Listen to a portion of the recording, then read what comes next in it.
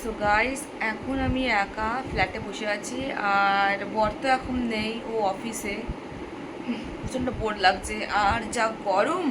আমি ভেবেছিলাম সকালে বড় অফিস বেরিয়ে যাবে আর আমিও পালিয়ে যাব বাড়িতে, কিন্তু না, বাড়ি পালালে হবে না। যার মানে রোদ, আমি পারছি না, মানে বেরোলে মাথা ঘুরে যাবে।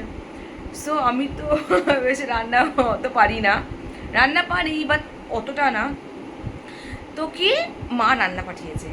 সো মা ইন্ডাইভার করেছে, আমার খাবার জাস্ট অলমোস্ট পৌঁছে গেছে। আমি সেটার দিকেই তাকিয়ে আছি, তোমাদেরকেও দেখাচ্ছে, এই দেখো।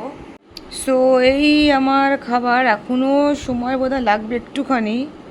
আমার অ্যাপার্টমেন্ট থেকে এই লোকটা দূরত্ব বোধহয় হবে 500 কি 300 মিটার দূরের মতোই হবে, দেখা যাক কখন আসে।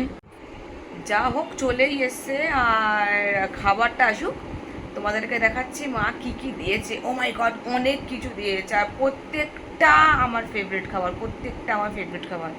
আসুক তোমাদেরকে দেখাচ্ছি। ফাইনালি চলে এসছে বাবা, অ্যাকসেপ্ট করি শিগগির। ওরে বাবা রে, সো অ্যাকসেপ্ট হয়ে গেছে। সো গাইস, খাবার এসে গেছে, তোমাদেরকে দেখাচ্ছি কি কি খাবার আমি প্লেটে নিয়েছি। এটা কি বলো তো, জানি না তোমাদের কাদের কাদের পছন্দ। এটা হচ্ছে মানকচু বাটা, এই যে এইটা পাঠিয়েছে মা। এটা মাছের ডিমের বড়া, ডাল, টকের ডাল, এটা সয়াবিন।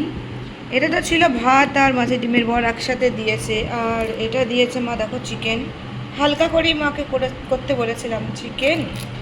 আর এটা হচ্ছে, এটাও টক ডাল। আর এটা হচ্ছে ডিম ভরা ট্যাংরা মাছ। বাও, দেখো কত বড় বড় ডিমও রয়েছে, এরকম। তো গাইস, আর আমি বেশি দেরি করবো না এমনিতেই। ওরে বাবা রে, দেখো টাইমটা দেখো, প্রায় 3:30।